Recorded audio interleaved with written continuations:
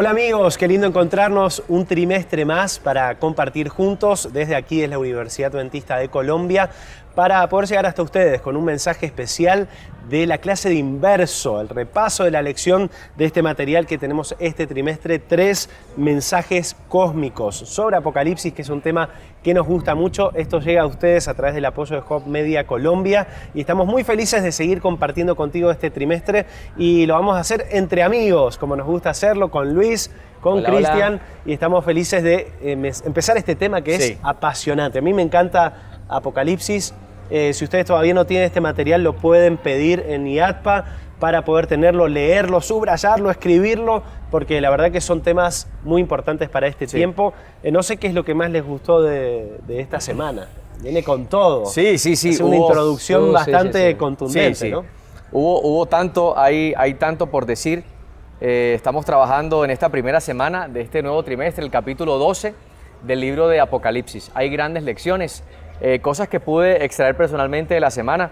La primera tiene que ver con la fidelidad de aquellos ángeles que decidieron no aceptar la propuesta de Satanás, de Lucifer en el cielo, sino que se mantuvieron de parte del Rey del Universo, de parte de ese gran comandante, de ese Cristo, nuestro Redentor, y dijeron vamos a mantener nuestra fidelidad y entraron en batalla, todo lo que esto ha ocasionado y por supuesto la inmensa victoria que Jesús ganó por nosotros. Creo que me pareció muy lindo esa parte de esta semana. Qué interesante porque Dios crea al ser humano con libertad. Sí, ¿no? Libre albedrío. O sea, siempre nos hemos preguntado eso de por qué Dios permite de alguna manera o crea a un ángel como Lucifer sabiendo de alguna manera el futuro de que él iba a fallar, ¿no?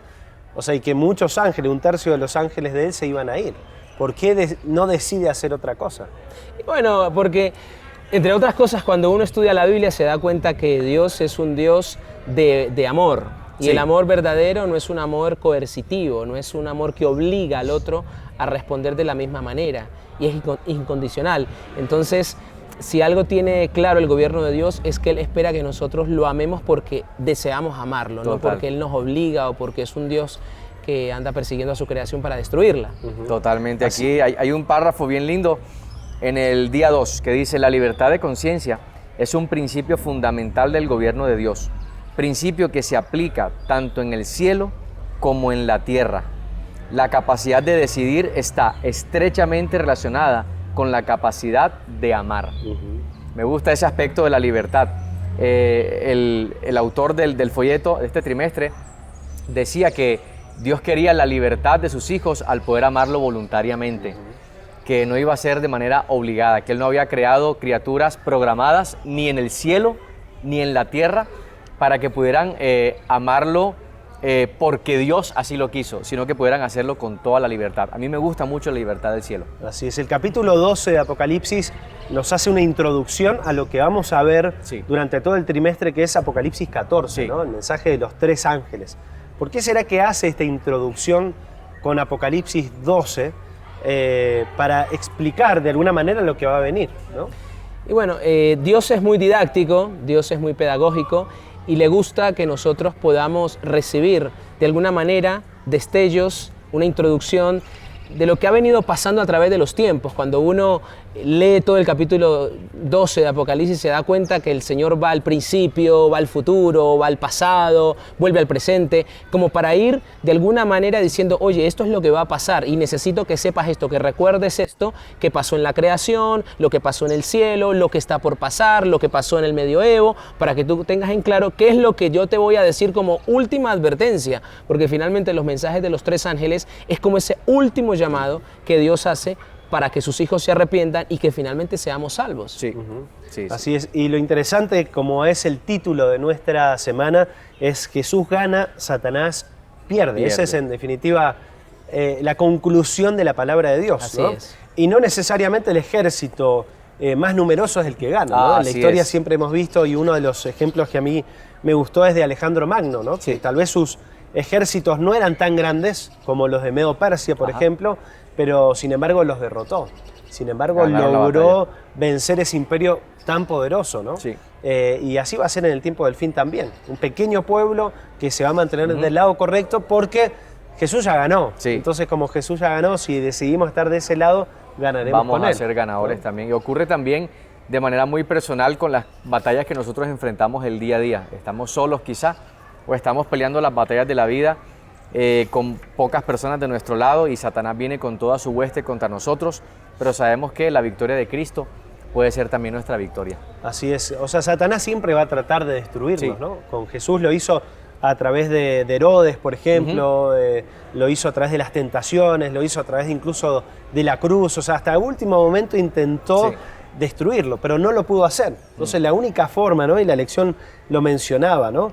Lo único que puede hacerle quitar esa alegría a Dios es quitar lo más valioso que él tiene, que son sus mismas criaturas. Claro, ¿no? totalmente. Ahora, ¿por qué puede ser que nosotros sabemos que Dios ya ganó, que nuestra salvación está garantizada a través de la sangre de Jesús, y aún así muchas veces jugar para el otro equipo?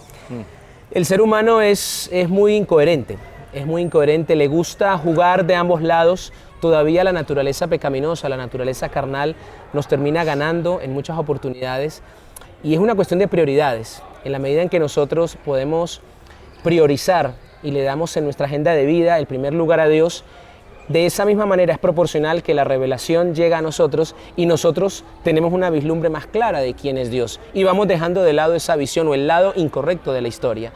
Entonces, es importante que nosotros como seres humanos podamos reconocer nuestras debilidades, reconocer nuestras tendencias, para de esa manera entonces elegir de quién nos vamos a alimentar y tener en claro cuál es la invitación que Dios me hace a mí. La Biblia es muy clara cuando dice, oye, Satanás pierde, no sigas el camino de él.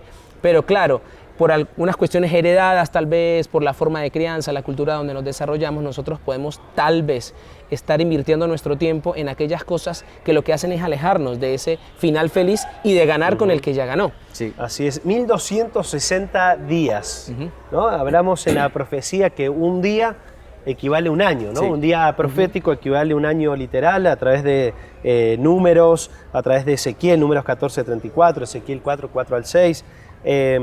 1260 días son 1260 años que, a través de la interpretación historicista, ¿no? Nosotros entendemos que fue desde el 538 al 1798, donde hubo una supremacía del poder político y religioso en Europa principalmente, que era a través del papado, ¿no? Sí. Sí. Ese poder de que el que pensaba diferente iba a ser destruido, ¿no? Sí. Y aparece ese símbolo de esa mujer, ¿no? Vestida de blanco, siendo perseguida, pero Dios ayudándola, sustentándola Constantemente. en todo momento, hasta 1798. Así que ahí está entre medio la Reforma Protestante, 1517, y tantas otras cosas que vamos a seguir viendo en el trimestre, que son apasionantes sobre Apocalipsis, ¿no? Pero la pregunta es, ¿cuáles son las características de ese remanente? O sea, el dragón, después dice ahí el versículo 17, se enoja contra las descendientes, el remanente de esa mujer. ¿Qué nos enseña eso? Sí, la Biblia lo dice como aquellos que tienen, entre tantas, dos características principales, que son aquellos que piensan que los mandamientos o la ley de Dios todavía siguen siendo importantes y están vigentes.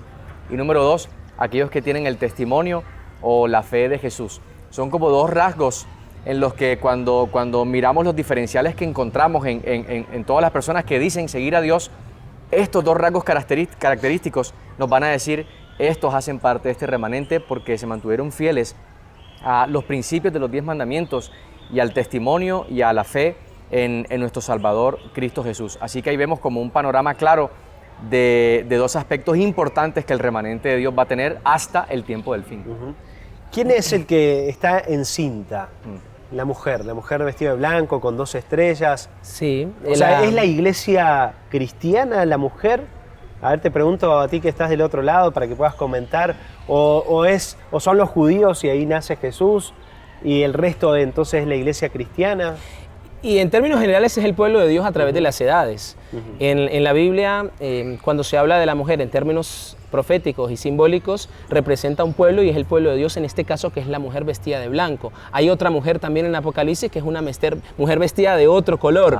En este caso es la iglesia que a través de las edades, ¿no? el Hijo de Dios que desde el Génesis, cuando uno lee Génesis capítulo 3 y está allí en el versículo 15 que se habla del protoevangelio, es decir, el primer mensaje evangélico de las buenas nuevas de salvación, donde una vez el ser humano cae en pecado, desde allí se anuncia que vendría un Mesías, un Salvador, y que vendría la simiente de la mujer, es decir, vendría del pueblo de Dios, que a través de los estudios teológicos se nota cómo Dios a esa mujer la va cuidando, la va preservando, la va acompañando, la protege, y que de ese linaje vendría el Salvador, y que ahora es el Israel, obviamente el Israel espiritual, que hasta el día de hoy pues subsiste. Quizá a través de los algoritmos de YouTube llegó alguien que no tiene la menor idea sobre lo que estamos hablando. ¿Nosotros podemos quedarnos neutrales ante esto? Es decir, ni Satanás ni Jesús. ¿Puedo ser neutral en esta gran batalla entre el bien y el mal? No, en la batalla cósmica no hay neutralidad. O estamos de un bando o estamos del otro. Porque dice la Biblia, nadie puede servir a dos señores, porque amará al uno y aborrecerá al otro. En otra ocasión dice que de una misma fuente de aguas no puede salir una fuente salada, una dulce, y un árbol de mango solo puede dar mangos, un árbol de manzanas solo puede dar manzanas. Así que no hay posición neutral en el gran conflicto cósmico. O estamos con Cristo o estamos con Satanás. A Luis le gustan las palabras, ¿no? Mucho. Nikao. Así el día 5, en la página 15, aparecía Nikao hablando de vencer, ¿no? Sí. Ahí viene Nike, ¿no? Y Nicodemo, Nike, que era vencedor del pueblo. Vencedor del pueblo. Y demás, ¿cómo es que nosotros vencemos? ¿Nosotros somos parte de los vencedores o Jesús es el que vence? Son las dos cosas. Jesús es el que vence porque Él ya derrotó al enemigo en la cruz, finalmente le puso el golpe de muerte al enemigo. Sin embargo, nosotros podemos adjudicarnos esa victoria y hacerla nuestra, no relajadamente decir, bueno, ya Jesús ganó y todo bien, yo te amo, tú me amas, Señor, y ya está. No, sino que ahora yo me tengo que escudar, de alguna manera eclipsar en Él, meterme en su vida y que Él me posea, para que de esa manera esa victoria pueda ser diaria en mi vida. Yo no puedo tomar los méritos de Jesús de una forma tan deportiva, porque Él ya lo hizo y una vez salvo, siempre salvo. Eso no funciona desde la Biblia, sino que es diariamente decidir ser vencedor desde las decisiones que yo tomo, elegir guardar los mandamientos, elegir ser una persona fiel a eso y prepararme desde los mensajes que el Señor me está revelando en el libro de Apocalipsis, en este caso. Creo que es precisamente lo que dice el último parrafito de este día 5. Somos redimidos, victoriosos y salvos, no por nuestros méritos, sino gracias a las victorias de Cristo a nuestro favor. Las victorias, todo lo que Él ha ganado por nosotros. Y es fácil aceptar en este mundo que para ganar hay que, digamos, aceptar la victoria de otro. No es tan fácil. Es como que tenemos que de alguna manera rendirnos delante de Dios para ganar, ¿no?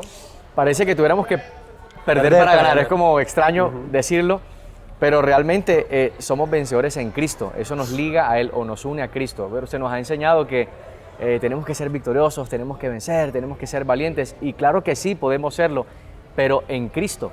Es que Cristo, como dice también el día 5, Cristo es el centro, dice, el sacrificio de Cristo es el centro de atención de todo el cielo.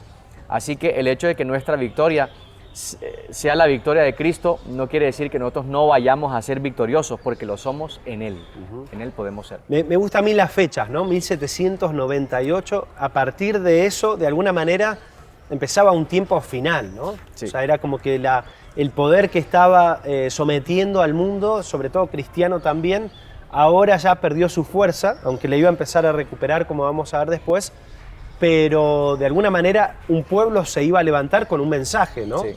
O sea, entender por qué se había pasado ese momento tan difícil de esos 1260 años de persecución, de luchas, de muerte, y el saber que a partir de ahí tenemos un mensaje que dar, a mí me hace como pensar, esto es urgente, ¿no? Sí. O sea, si es desde 1798 o desde 1844 en adelante el mensaje de los tres ángeles, digo, han pasado los años, ¿soy parte de eso?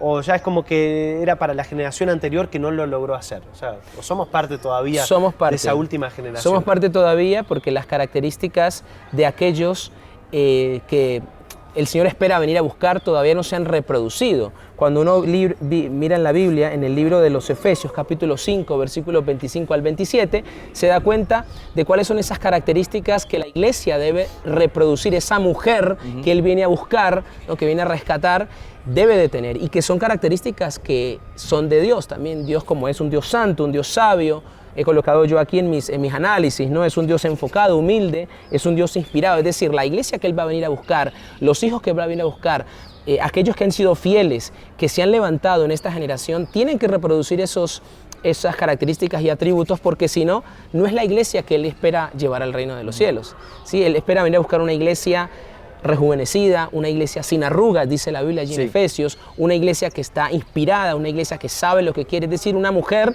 que realmente tiene las características de Él como Salvador. Así es. Bueno, mucho más para decir, pero el tiempo se ha terminado y queremos invitarte a que puedas estudiar, seguir viendo. Ahí hay citas impresionantes. Lindas, ¿no? sí, muy lindas. De Elena de White con relación a eso, con relación al gran conflicto. Pero me quedo con esta parte para cerrar, y es lo que dicen en Apocalipsis. Están reveladas las cosas profundas de Dios. El nombre mismo que fue dado a sus páginas inspiradas, el Apocalipsis o la Revelación, contradice la afirmación de que es un libro sellado. Una revelación es algo revelado. Dios nos ha dado la posibilidad de conocer lo que está pasando, conocer lo que ha pasado allí en esos años, 1260 años, saber quién está de un lado y quién está del otro, y poder hablar, poder tener ese mensaje de los tres ángeles que vamos a estudiar desde la semana que viene, para decir: soy parte del lado ganador. Y queremos invitarte desde este espacio a que puedas ser parte del lado ganador. Jesús ya lo hizo en la cruz, pronto vendrá a buscarnos. Hay muchas cosas que Satanás intentará hacer como jóvenes para distraernos, para sacarnos del lado correcto, pero no tenemos que dejarlo. Tenemos que acompañar cada vez más el mensaje que Dios tiene para nosotros, para este tiempo, y ser parte de esa última generación que verá a Jesús en gloria y majestad regresar. Amén. Así que eso es lo que anhelamos desde este espacio. Amén. ¿Nos vemos la semana que viene? Claro que sí, aquí estaremos. Ahí estaremos. Ya nos meteremos de lleno en Apocalipsis 14, porque hay mensajes muy importantes para nosotros. Nos vemos la semana que viene. Y en ese momento vamos a ver cuánto saben nuestros jóvenes de la UNAC acerca de las profecías y acerca del material de este nuevo folleto para este trimestre. Acompáñennos. Bueno, vamos a preguntarle a alguna de las personas que encontremos, los estudiantes de la UNAC, sobre qué opinan sobre este tema que estamos hablando. Chicas, ¿cómo están? Hola. Bien, estamos hablando de Apocalipsis 12, ubican Apocalipsis 12. Habla de dos características que tiene el pueblo de Dios en el tiempo del fin. ¿Saben cuáles son? Ah, sí, claro. Una es los que guardan los mandamientos de Dios. Y los que tienen el testimonio de Jesús, como La menciona la fe, Biblia. sí. Muy bien, y puede ser que haya alguno que no tenga esa característica y también pueda ser considerado por Dios como su pueblo, ¿o no? Pues yo considero que no, porque la misma Biblia nos dice, o sea, que el remanente tendrá esas dos características específicas, pero si no las tienes, digamos que entonces no hace parte de ese remanente que Dios dice para el final de sus tiempos. Muy bien. Y bueno, aquí estamos con Edna, una gran amiga que es la coordinadora del programa de Ingeniería de Sistemas. Así que, Edna, tenemos una pregunta para ti acerca de la primera semana de este nuevo trimestre de Inverso, y es la siguiente. ¿Qué nos enseña Apocalipsis 12 respecto a la realidad de la libertad de conciencia? Ok, esa es una pregunta interesante porque Apocalipsis 12 nos cuenta una batalla que se dio en el cielo y que realmente la seguimos viviendo. Y ahí entonces presenta cómo Satanás realmente intentaba convencer a los otros ángeles de que lo siguieran a él, pero como una obligación. Y es algo que Dios no quiere que vivamos. Quisiera literalmente mencionar a lo que dice la lección. La capacidad de decidir está estrechamente relacionada con la capacidad de amar. Si desposas a alguien de su libre albedrío, destruye su capacidad de amar, pues el amor no puede imponerse ni forzarse. Satanás nos quiere imponer que lo elijamos a Él. Dios no, Dios es amor. Y así como Él nos da su amor, quiere que nosotros elijamos amarle, pero con ese libre albedrío. Entonces Apocalipsis 12 nos deja una gran enseñanza. Elegir a Dios, pero por amor. Muchas gracias. ¿Y tú, qué piensas?